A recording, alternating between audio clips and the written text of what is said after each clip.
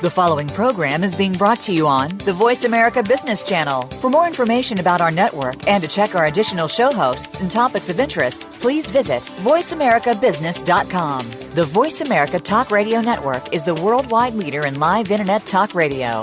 Visit voiceamerica.com. The views and ideas expressed on the following program are strictly those of the host or guests and do not necessarily reflect the views and ideas held by the Voice America Talk Radio Network, its staff, and management.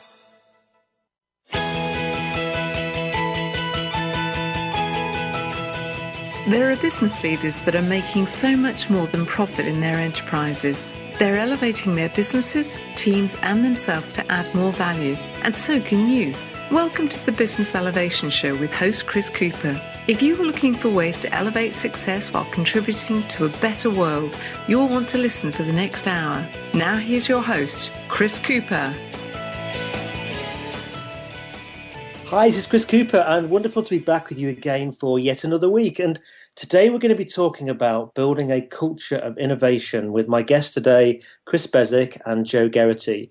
And before we speak to Chris and Joe, I'd like to say a big thank you to my guest last week, Sue Richardson, who shared her thoughts on book publishing. And I think that show is just really helpful for anybody who's keen to write and publish a book, to elevate their business, or to do it even better next time if you've done it once before. I also very much enjoyed interviewing this week Leanne Pico, actually yesterday, on her Story Parrot show on Voice America. That show is going to air on Tuesday, as it was a pre-record, but it really got me thinking about how stories can literally make billions of dollars for people. Stories are just so important when it comes to sharing the history of a business, and the ability to tell great stories can make the difference when it comes, amongst other things, to doing deals, making big sales, engaging your staff. I was chatting this week to a future guest, Sue Richardson, who's a vice president of Ritz-Carlton. She joins me on the 16th of October. And that is a company just with incredible stories and amazing stories around their values and the amazing experiences that they give to their customers. So do join me on that show on the 16th. It's going to be really, really fascinating. So to today's show, and building a culture of innovation with Cris Beswick and Joe Geraghty. With culture being a subject that's just so close to my interests and my heart, I've been really looking forward to this show. In a world of hyper competition, unprecedented challenges, constant disruption, the need for innovation has never been higher on the strategic agenda. But the majority of CEOs are dissatisfied with their innovation capability and performance. So how do you turn rhetoric into innovation-led action and behaviour? How do you build a culture of innovation? Cris Beswick originally trained as a products and industrial designer. He spent over a decade as a successful entrepreneur and CEO building an award-winning design company. And he's now recognised globally as a thought leader on strategic innovation and creating innovative organisations. He's the founder and CEO at niche innovation consultancy, The Future Shapers, and he's coached, advised, and delivered keynotes to some of the world's most successful companies on how to become exceptional by building game-changing innovation capability and embedding it into your culture. He's delivered executive education programs on innovation for leading UK and international business schools. Joe Geraghty is formerly the head of HR for Goldman Sachs France and Switzerland, and with 16 years of experience working in change management across the globe. She specialises in working with CEOs and leadership teams of global organisations in large, complicated and regulated environments. She's a co-founder of boutique agency Culture Consultancy, a speaker on high-performance leadership and organisational culture, and a regular guest lecturer at several of the UK's leading big business schools. So a big welcome to Chris and Joe. Hi, Chris. Hi, thanks very much. Hi there, very welcome. Good to speak to you both. And I wonder, Chris, does the connection with innovation, and does it come from a young age? Is that what led you into this field? Good question. I mean, you know, as everyone's just heard, my background is in design, and in essence, you know, design is innovation. The process is the same, but I suppose, you know, direct answer to your question, at a young age was probably one of the only things that I was good at was design and creativity, and you know, and imagining things that didn't exist like we all do at a young age. And as I went through school and college and university, that creative ability just seemed to be fairly dominant, and yeah, I ended up with a degree in product and industrial design, and I worked in that industry for a few years. So yeah, I think creativity and design and thinking differently has been with me from a very young age. Excellent. How about you, Joe? What led to your interest in culture? I think for me, it really started with an interest in people and building bridges between people from different backgrounds, trying to find common ground to build relationships and change mindsets. I studied European culture and society, but then, as you know, from my background, was fortunate enough to work for some large global corporations where fairly early on my working days, I was on the integration team for some really large-scale mergers, where I saw firsthand how difficult it was to get everybody feeling like they were part of one team and working towards the same goal. And I think ever since I've been interested in figuring out how to resolve that. Excellent. And why was it that you both chose to get together and write this book, Cris? That's a really good question, because you know, as the readers, the listeners will have hopefully heard from Sue on your last show, and I know Sue as well. Writing a book of this type is no easy and quick task.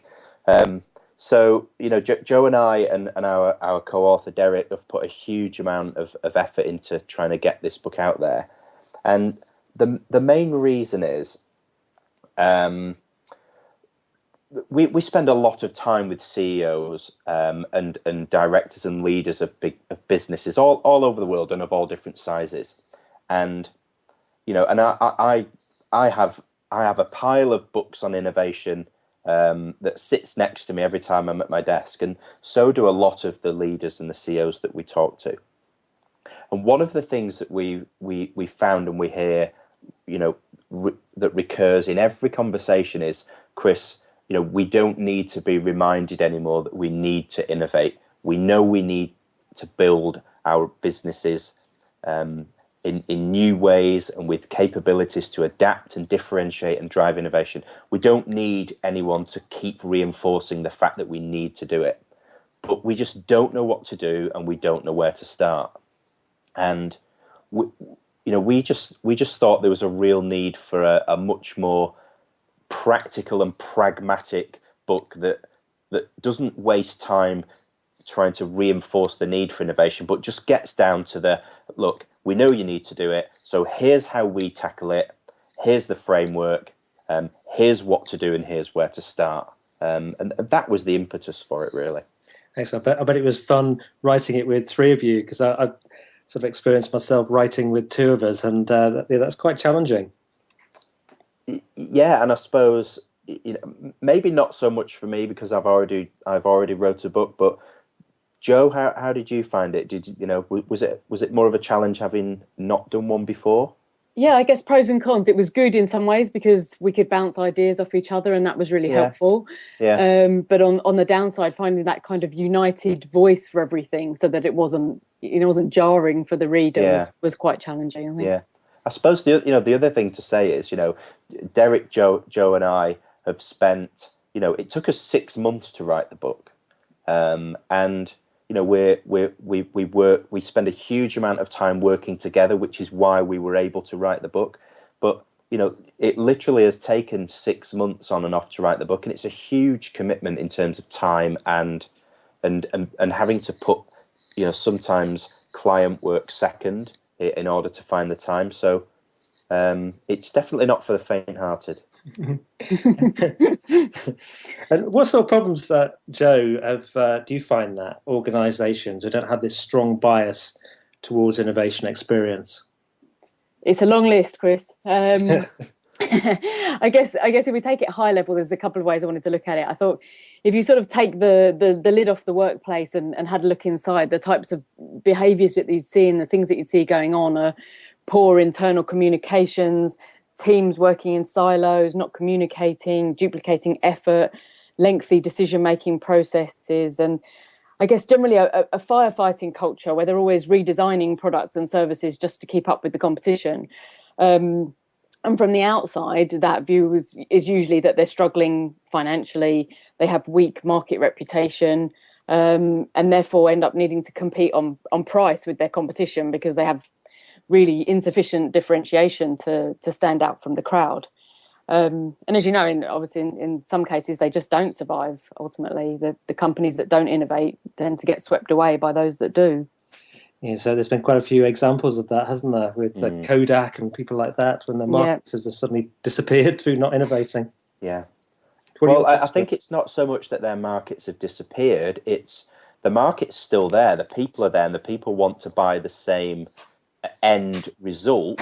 So take Blockbuster, for example. The same market is there, the same people still want to watch a film at home, but the delivery mechanism and the experience has changed, and Blockbuster didn't shift the way that they went to market, versus Netflix said, here's the contemporary way that people want the experience of ending up watching a film at home. So it's and that's innovation. The heart of that is innovation, is how do we keep up and remain absolutely contemporary in the way that we deliver what we do, or how do we find new ways of doing things to reach new markets? Yeah, that's very true. You're absolutely right. It's about a different experience that people want. They move on, and that marketplace for film as such, versus digital, it disappeared. I don't know about you. I still kind of miss coming back from a holiday and not going to collect my pictures and be excited about being able to have a look at them. Well, yeah, it's funny, on that note, we had a CD through the post today from we have two girls, two daughters, and we've just had some photography done, and for the past week my wife has literally been running to the door every morning waiting for this disc to arrive. And you look at the disc and you think, why didn't he just Dropbox them or upload them or email them? Why couldn't we have those digitally?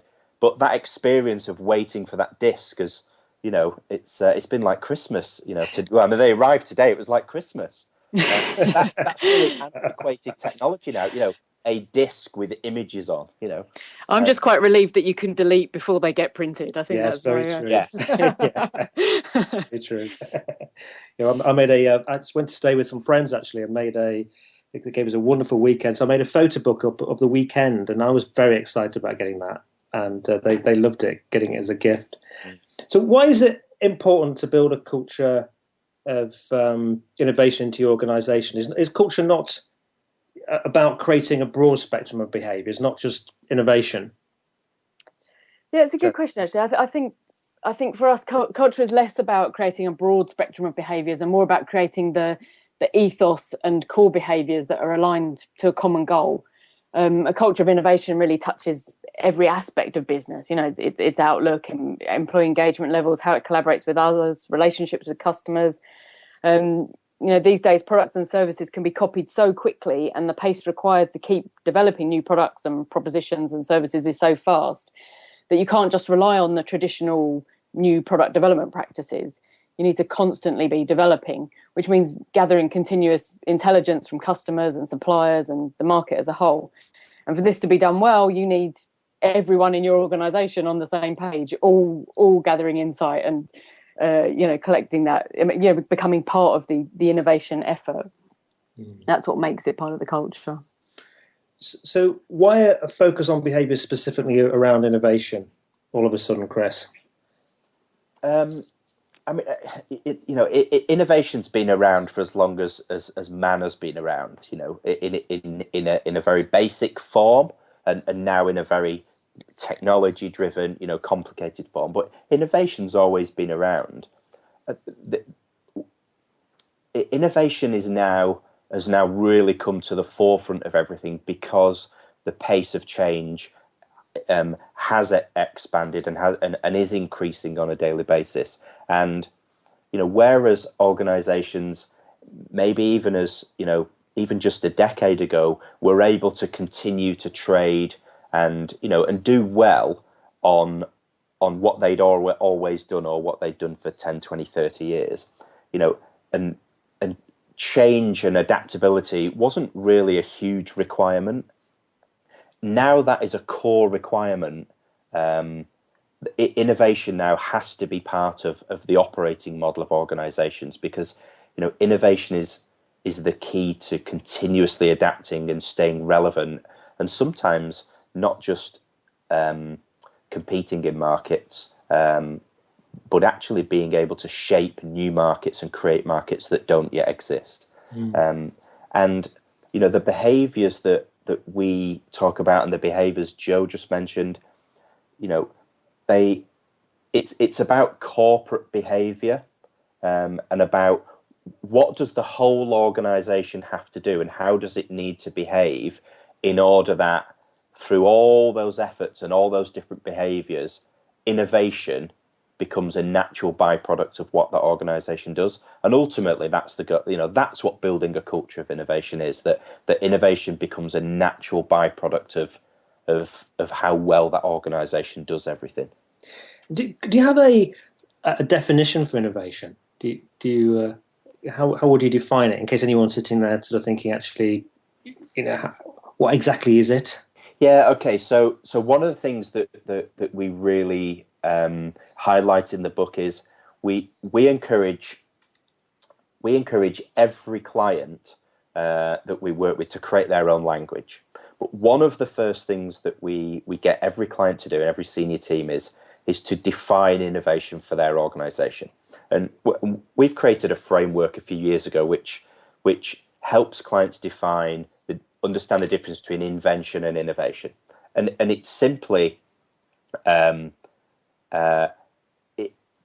four stages are this. Is your idea, and it is what you're proposing, new or different? So it doesn't have to be something that never existed before. It can be an adaptation of something, or it can be just something different, or a combination of things. But typically that still sits in the invention space. What we then say is, does your idea solve an absolutely, a real genuine problem, or does it tackle an opportunity? But we really like to focus on problems, and does it solve a genuine problem for a customer? The third caveat then is it affordable? So is it accessible to the customer, and can the customer afford it? And the fourth one is, will it and does it generate a return for you as the creator of that solution? So sometimes that return is fiscal, it's financial, but other times it might be about engagement or customer experience. So those are the four things. Is it new or different? Does it solve a problem? Is it accessible and affordable? And is it doable by you as the organization? And can you create a return from it? Excellent. And if you can put that in your own language, then you can that helps you build a definition of what innovation should be.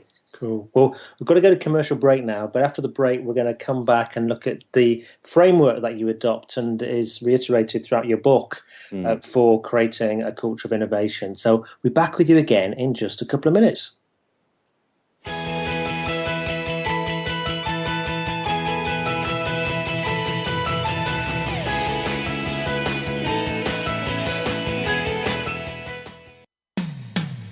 When it comes to business, you'll find the experts here. Voice America Business Network.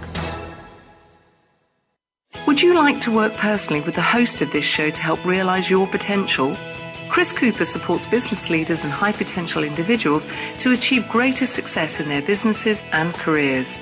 Support includes the opportunity to join a high return group mentoring and mastermind program called the Achiever Program. One-to-one mentoring and coaching, facilitated leader development workshops and speeches. Email info@bemoreachievemore.com to arrange a free, no-obligation consultation to see how Cris and his team can help you. We hear it and read about it every day in the news. America is heading over a fiscal cliff. Home prices are still receding and unemployment growing. How can you preserve and increase your wealth in this kind of economy? Tune in to Turning Hard Times into Good Times with host Jay Taylor. Jay will explain the decline of our monetary system and the economy, and will give you winning investment ideas and the tools to protect and increase your wealth. Turning Hard Times into Good Times with Jay Taylor can be heard Tuesdays at 3 p.m. Eastern Time, 12 noon Pacific Time on the Voice America Business Channel. If you hear a dog barking or an angel singing, then you know that you are listening to Waking Up in America. Heard every Wednesday at 3 Pacific Time, Valerie Kirkard and all of her friends will bring you powerful and humorous discussions that raise thoughts and give you insight on how to live your life to its fullest potential. Adventure is always a must on Waking Up in America with Valerie Kirkard every Wednesday at 3 Pacific. When it comes to business, you'll find the experts here. Voice America Business Network.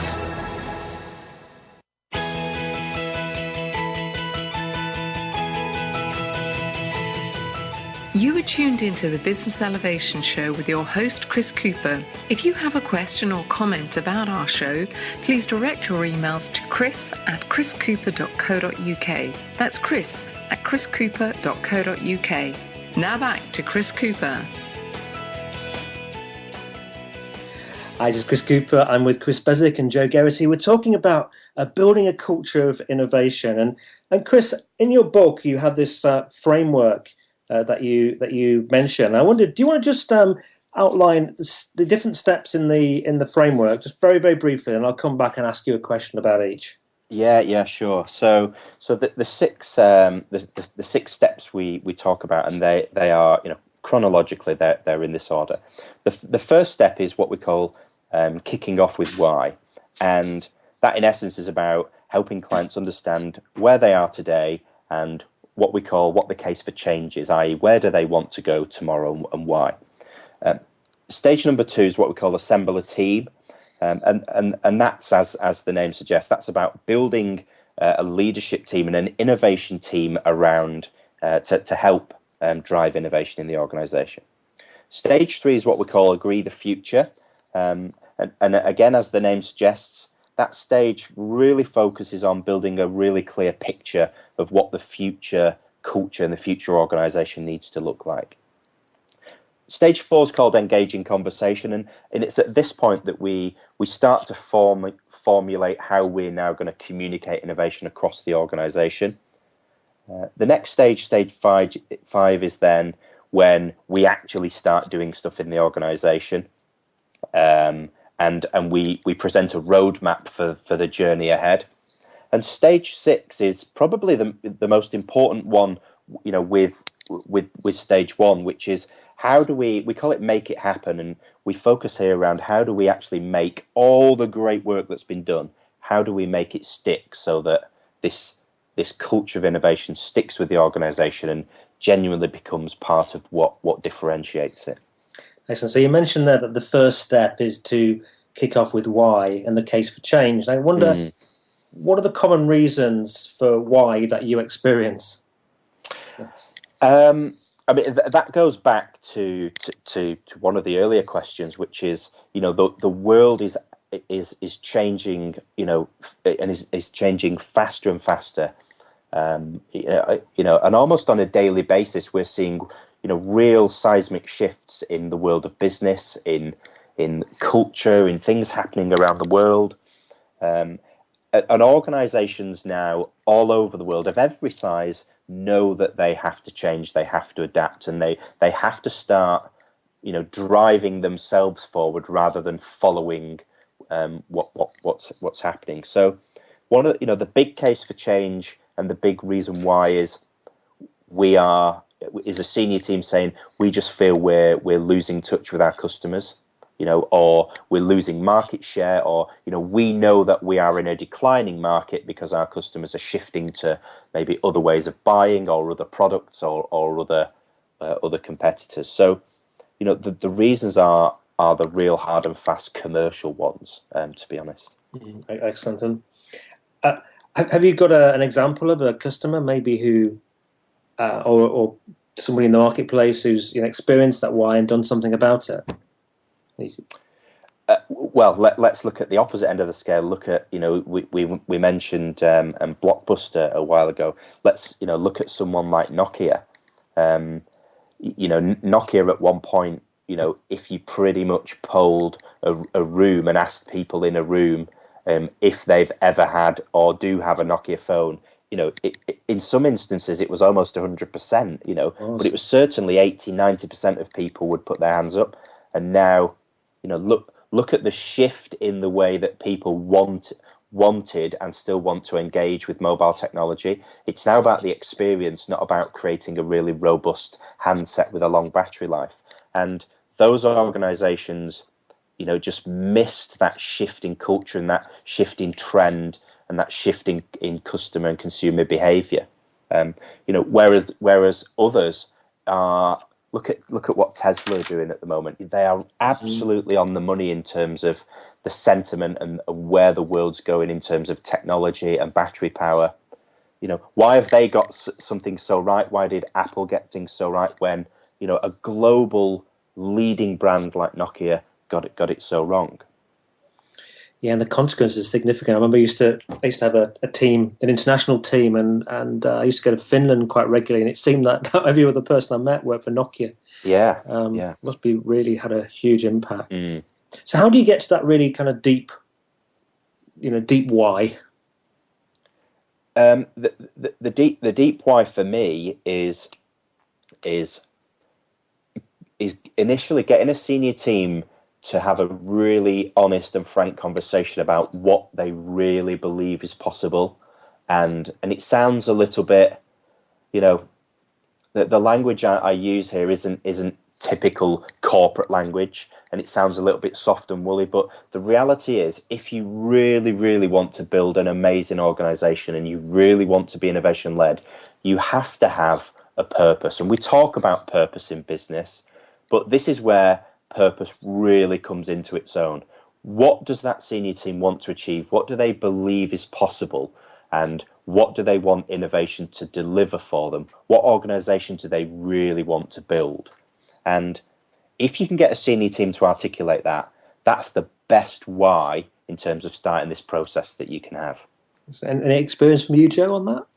I think Chris is right, and the key to the deep why is really tapping into the emotional level. It's the intellectual and emotional why. Why are people going to buy into this? What really is the purpose? What's that emotive issue that's out there? You need to move from we should really do innovation. Lots of people are doing it. 90% of business leaders say that innovation is a priority, to actually, we must do this. It's an imperative. It's a business imperative for us. What does it mean to our business? And one of the ways that we look at that is to look through multiple lenses. So you may say, well, actually, we need to sort out our customer experience, our customer service. But actually, if you look at it from the customer's lens, if you look through their lens, and what they're saying is, actually, we want a better quality product. That's actually what we want, and that's the deep why we think you should change. So it takes time. Chris is right. You've got to get them in a room. You've got to spend that time with them. What's your purpose? Why are you here? Where are you trying to get to sort of tap into the crux of the why, if you like. Excellent. So the next stage, you say that you look at assembling a team. You outline that you start with a leadership team. Why is that, Joe? I think, as we say in the book, if innovation is not on the top team's agenda, then it's not going to be in the culture. It has got to come from the top. The leaders need to create that clear vision of where they want to get to, and ensure that they've got the right people around the table with the right skills and experience to really drive it forward. If there's any disconnect at the top level, it becomes much harder to gain buy-in for your strategy from other important populations, internally and externally in the organisation. But especially internally, your senior managers and your HR population, for example, are going to be key to driving the behavioural change that we talked about that's required. And if you're not leading that from the top, and you're not clear from the top about what you need, then that's going to be very difficult. Sorry, go on. Yeah, no, I was just thinking. So I was just reflecting back on some of my experiences working with senior teams like that, and I've sort of found. I don't know if you agree that you can maybe only have, if you've got just one person who's slightly disbelieving in that top group, that can be enough to sabotage the whole project in the long run. Yeah, absolutely. And sometimes it's even just it's a question of almost semantics. What does quality mean? What does it look like? Yeah. What does how do you define it? Because actually we sit here and we're all saying the same words, but it means something different to each of us. So that sort of total alignment piece is crucial. Now, you also talk about in your book a another group of people besides the top team, which is referred to as I agents. Who are these people, and what might their scope be, Chris? So our I agents, one of the things we're in every client engagement and throughout the book that we're really clear about is to try and avoid using commonly used language, because one of the ways that we work is we encourage every company and every team we work with to use language that's appropriate and in the context of their business. So the term I agents will be more commonly known by most people listening who have read it about innovation or are doing innovation in their organization as the common term is champions, innovation champions.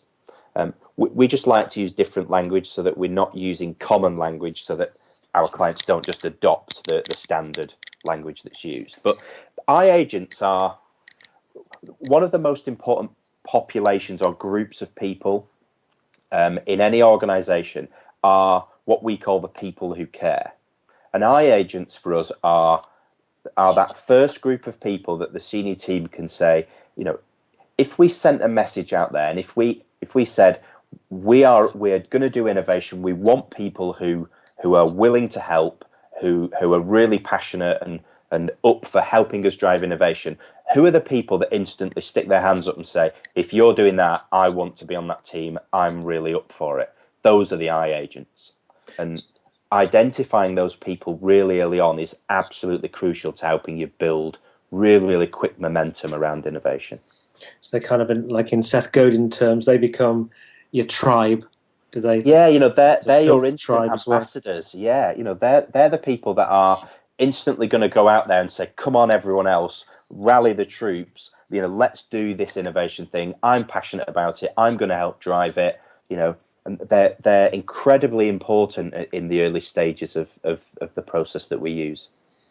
Excellent. They can help to spread the message out widely, because I guess some of these organizations are pretty big. Absolutely.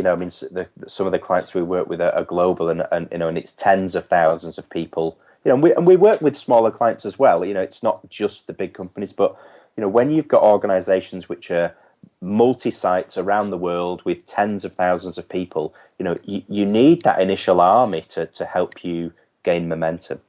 And how interested, how do you get to the army? Do you, are you bringing, if they're global, are you bringing them for briefings? Are you producing papers? Are you using online methodologies? How do you engage them? The short answer is you use every means possible, because some of these people are hard to reach, and you don't want the usual suspects. You want people from the furthest regions, the furthest parts of the organization, because sometimes they're the best people. So you use every tool available to you to communicate every day and constantly to try and reach as many people as possible. And I think make it as easy as possible for them to engage. Just make there as many channels as possible for them to engage with you. Yeah, this is communication. It's not sending a message out. This has to be bi-directional. You have to allow them. They have to be able to easily communicate back. And are you sort of recruiting these I agents from all the different stratas of an organisation? I always love these kind of undercover boss type programs, and the thing they always find is actually some of the people at the kind of the shop floor, even the cleaners, those kind of people who can be really engaging, get behind something, and bring you the best ideas. Absolutely, though the reality is that innovation in every organization comes from the people at the bottom of the organization. We hear all the language. Is it top down? Is it bottom up? We like to refer to it as it's actually middle out, because it really needs everyone to be involved. So we start with looking from people right from the heart of the organization, and everyone in the organization has a part to play in the mix of innovation activity that needs to take place. So anyone that shows a real willingness and a desire to get involved in innovation, then the door's open. And the good news for them is that a lot of this is solving problems that they see every day, processes that don't quite work, clunky systems, complaints that customers have, and the people on the front line experience it. So that, Chris is right, they're often the best people to get the ideas from. Brilliant. So how do you best, I think in the stage about agreeing the future, including deciding upon what the culture of the organisation might be that you want? Do you want me to go for that to answer that one, or one of the beliefs that we have, and this isn't just a really polarized belief that we have. I think this is true in every organization. Innovation is actually seen too much as a thing in itself, but the reality is innovation is a byproduct of building an absolutely amazing organization. It's a natural byproduct of saying, here's where we want to take the organization, here's what we want to achieve, here's our purpose, and if you get that right, the truth is that the majority of people will align themselves and will say, I want to be part of that. And when you naturally inspire people like that, the natural byproduct is innovation, because they contribute creativity. They want to solve problems. They actively try and create different approaches and different perspectives and different ideas. And all that activity generates, as a natural byproduct, generates innovation and differentiation. And I think that piece about agreeing the future, I think that one of the things that we do is take a lot of time to understand the current culture of an organisation. So this isn't a plug and play. We do spend a lot of time saying, okay, well, what does it look like currently? What's your current level of innovation maturity? Before we think about that, well, what's the gap then for where you want to get to? Yeah, because you're right. Some people it might be about going from good to great, but others it might be really getting off the starting blocks. That's right. Yeah, and Joe's right. One of the first things we do in stage one is we really, we draw a line in the sand. We benchmark where those organisations are now, and then when we help them articulate where they want to get to, that makes the process of like a sat nav or a GPS. It makes the process of plotting the start point and the direction they want to get to. It makes it much easier. Excellent. Well, we're going to go to a commercial break again now, I think, and after the break, we're going to look at how you really engage people with the agenda and agreeing the roadmap, and how you get people to really stick with this and ensure that the whole thing is enduring. So do come back after the break, and we'll therefore be back with you in just a couple of minutes.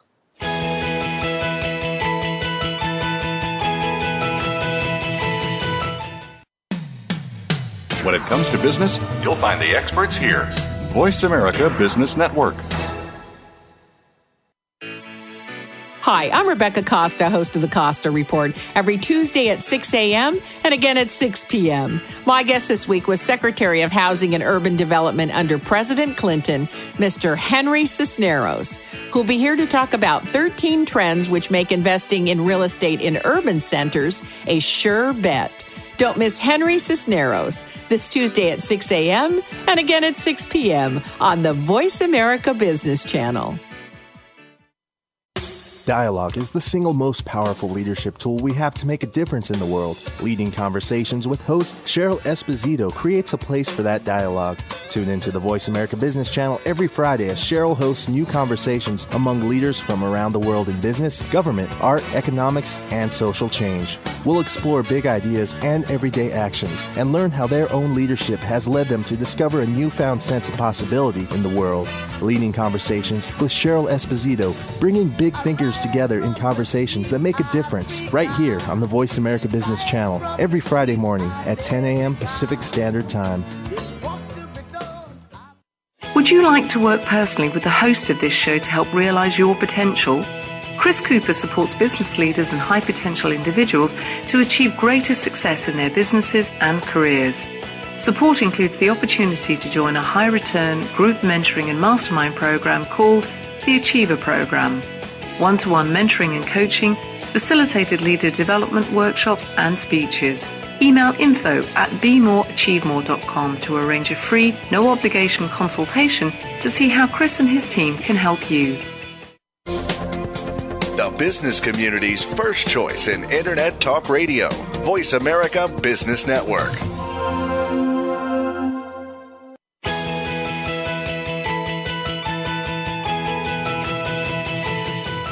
You are tuned into the Business Elevation Show with your host, Cris Cooper. If you have a question or comment about our show, please direct your emails to chris@chriscooper.co.uk. That's chris@chriscooper.co.uk. Now back to Cris Cooper. Hi, this is Cris Cooper, and if you want to find out any information about the next shows that are coming up and my take on various shows and things, I produce a communication once a month, which you can subscribe to at chris@chriscooper.co.uk. So at chriscooper.co.uk, sorry. So we were chatting before the break about the different steps in cultural of innovation, and I wonder, Joe, how do you get people to engage with this agenda when it potentially involves lots and lots of change, which a lot of people aren't very comfortable with? No, that's true, Chris. And the engagement piece is it's so crucial in this, and it's still overlooked by so many people when they're running through these programs. I think the key is really the engaging in conversation, remembering that it is a two-way process. You need to listen to what's being said. You can't just go straight into broadcast mode. The other piece is really to take people on a journey. It can't be just something that you can't drop a bombshell and say, well, actually tomorrow sees us at a completely different destination from the one that you were expecting.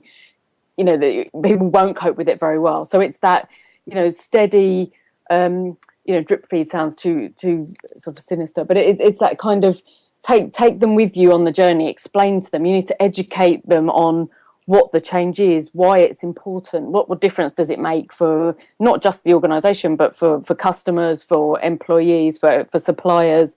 How is it going to affect them? It can't be something that's just kind of dropped there. But the listening to their views and feedback, along the route is key. I think there was an example of one company that we were working with that literally just had kind of a strap line of, something to the effect of "We now innovate" put onto everybody's business cards, and everyone was left there kind of going, "Really? Do we? What does that mean that we need to do?" So that whole engagement piece had been bypassed. I was just the other day. I was going to the dry cleaners, and there was on the dry cleaners there was a notice, and it was the kind of founder and head of this organisation basically saying that they were innovative and they love to give exceptional service, and their colleagues will always do that. And I was standing in a queue with one person serving for about 25 minutes, and the thing I just thought about that is I just thought it was there just as a token. If he was really keen about it, he'd have his phone number at the bottom or his email address. Yeah, that would have been innovative.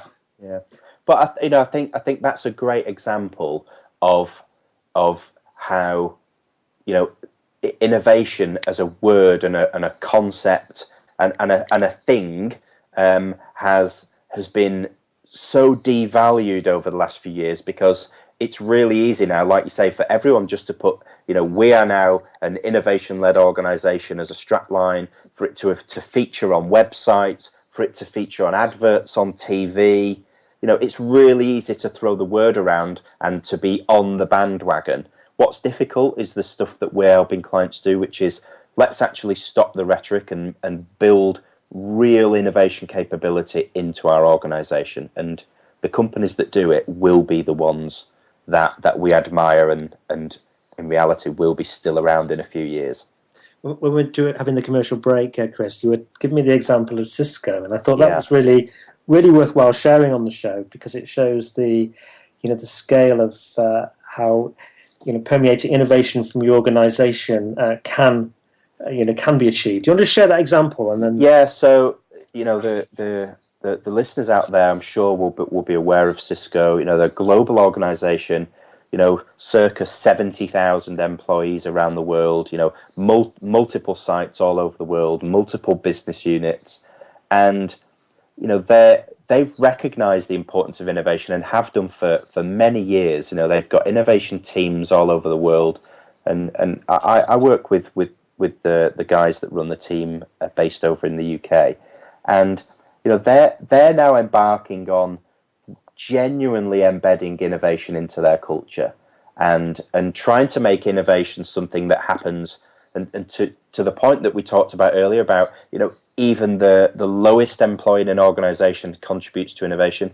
Cisco are now talking about, innovation happening everywhere across the organization. And they're really focusing on that language. They want innovation to be every day and across every part of the organization.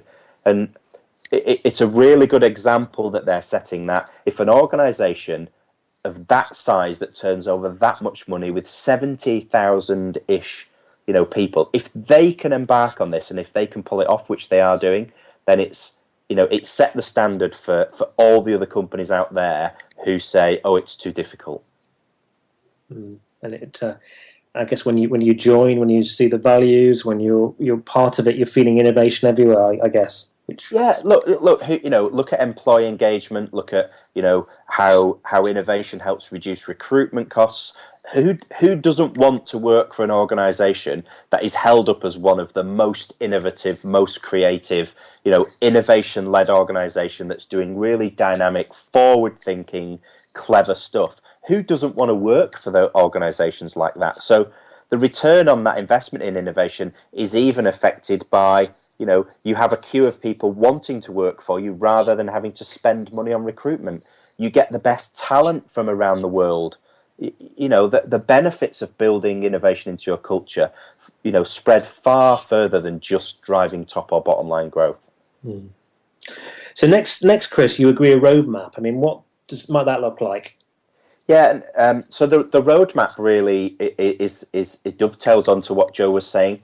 Once we start having conversations with people and engaging them in what the future's going to be like and what it's going to mean for the organization, and again to that point and to what Joe talked about, that's really where those eye agents come in and those champions, because they're out there having conversations, reinforcing the value of innovation, gathering people and increasing their numbers, gathering more champions and eye agents. And it really helps when we get to this stage, which is about setting the scene and presenting that roadmap to everyone. And it's important to note that this isn't another plan that the senior team have said, here's what we're doing, and it's a fait accompli. The eye agents and employees will have, through our process, will have been involved in the creation, the design of that roadmap. And it's at this point that everyone in the organization then gets a sense and gets to see what the future's going to look like and how the organization's going to get there. So do you find within the priority of everything that's going on in an organization that this becomes a main project? Because an organization the size of Cisco or someone like that, must have so many different initiatives happening. Does this usually become one of the major initiatives for a company in a year, for example? Well, I know Joe's got really clear views on this from the real pragmatic people side, but my perspective is, if innovation is seen as another project, then it's dead from the start. This is about subtly helping an organization change over an extended period of time. It's not it's a 3-month project and we will have a culture of innovation. This type of change takes time. It has to be done slowly and it has to be done with care. And if it's forced, then people push back, because as Joe talked about earlier, people don't like too much to change too soon. So it has to be done sensitively and it has to be done with people, not to them. This is a real ongoing program of change rather than a project with a start and end date. Yeah, we're potentially talking about a few years with these things, aren't we? Yeah, I mean, it's easily a year, and very easily 2, 3, 4 years. An organisation the size of Cisco isn't going to embed innovation into their culture, in several months. It's a long journey. And the real clear message that they've sent out to the world is that the senior team understand that and are behind that. I think it's potentially damaging to kind of, make it a short-term project as well, because you do more harm than good. You're sort of saying to everybody, this is where we're going, this is where we're heading. You get them engaged. they buy into it, they want to do it. If you suddenly then, don't put the same amount of energy behind it and it fizzles away, the likelihood of being able to kickstart that again with as much enthusiasm is pretty small. Yeah, I bet. And Joe, how do you make this this kind of a process enduring so it really does stick? Well, it's a good question, and it is one of the challenges we see. I think that there isn't quite enough time and effort put into, or resources put into, making the new culture stick. So these days, people tend to be quite good at sort of designing and agreeing the future, but it's what I call too short, too sharp, and too shallow. It's not quite deep enough. So you're effectively you want to change hearts and minds, you want to change behaviours. That requires time and effort. And once you've done all of the engaging conversation and everything else, you really, really need to embed it into all those other organisational structures. And it's kind of the piece that people don't like to hear about because they think it's boring and it's not the innovation and it's not the design piece, but it's key. So you need to embed it into your policies, your processes, your talent, performance management, your pay and reward, recruitment processes. The list is ongoing, but if you don't have that backbone there, then it is just far too easy for it to slip again. And I think the key is, we often say that, look, the leaders need to inspire people to the change, and that the purpose is stronger than the pay. But at the same time, you can't have them at odds with each other. You can't be saying, look, we want you to innovate, we want you to behave in this way, but actually we're going to pay you or incentivize you to do something else, which is a challenge that we see quite often. Yeah. I think one of the key things, Chris, as well, on top of all those things, and Joe's the expert on that side of things, on how we really embed this type of innovation and behavior and make it a real fundamental part of how the organization works. But one of the things that we really focus on is we're constantly evaluating and going back and sense checking with organizations. It's not a case of flicking the switch when you get to a certain point in this program and then saying, okay, you should be fine now. It's about constant monitoring, constant measuring, and understanding if something needs to be tweaked. In the very definition of innovation, it's then about incremental change and adaptation and making this whole process and the whole culture constantly move forward and constantly evolve. And you need to measure and evaluate constantly to be able to do that, with the caveat that you don't measure and evaluate too much. I suppose I like the example that you share there, the sort of GPS system a little earlier on. I suppose with the GPS system, it's constantly giving you measures of where you are versus your end goal. Yeah, but okay. So the really good analogy is, sometimes a road will be closed, sometimes there'll be a traffic jam. What a GPS will do is it will evaluate and it will route you around it and keep you on track, and that's exactly what I'm talking about. Yeah, great.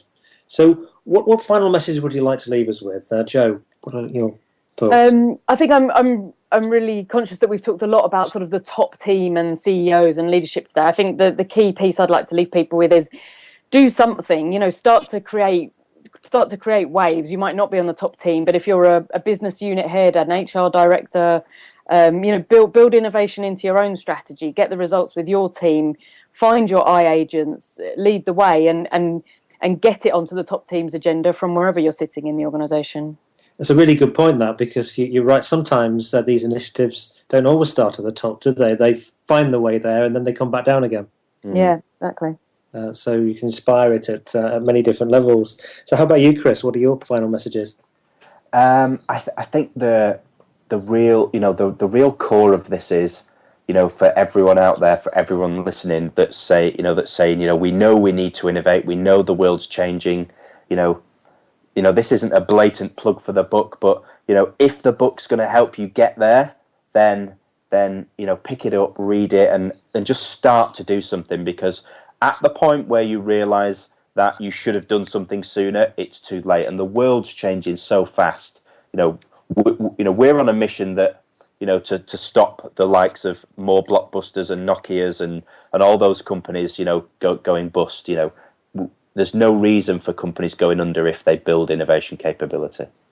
Wonderful. Well, it's been fantastic talking to you both, and I think you really have articulated a great sort of structure there for people to think about when they are innovating and looking to develop an innovative culture. And I suppose my recommendation always to people too is you can pick up your book, which sounds a great idea to do that. But also when you're doing this sort of thing, it's great to have guides like Chris and you, Joe, who can help people through that journey. So once again, so Chris and Joe, thanks very much for being on today. It was really interesting. Thank you. And if you've got any questions or feedback on the show, please you can send some to me at chris@chriscooper.co.uk. But for more information on Cris Beswick, and Chris is CRIS Beswick, go to thefutureshapers.com. You can also email Chris at Chris, that's CRIS, at futureshapers.com. It's the Future Shapers. Sorry, it is That's the all right. Future Shapers, yeah. Well done. .com. And for Joe Geraghty, and Joe's surname is Geraghty, it's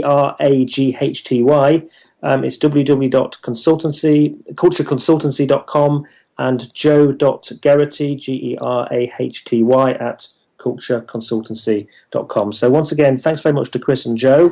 On next week's show, we have Gordon Treadgold, and he's going to be talking about the principles behind his book, Fast, which are principles every business needs to achieve success and drive results. Gordon is the number one, apparently, when it comes to Twitter and leadership in terms of his sort of ranking.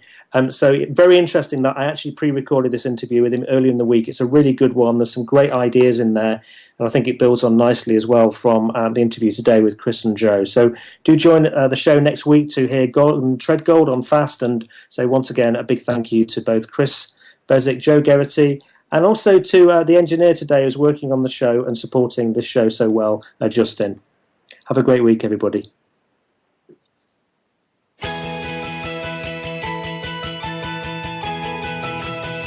We thank you for listening to the Business Elevation Show. Please join your host, Chris Cooper, again next Friday at 8 a.m. US Pacific Time on the Voice America Business Channel.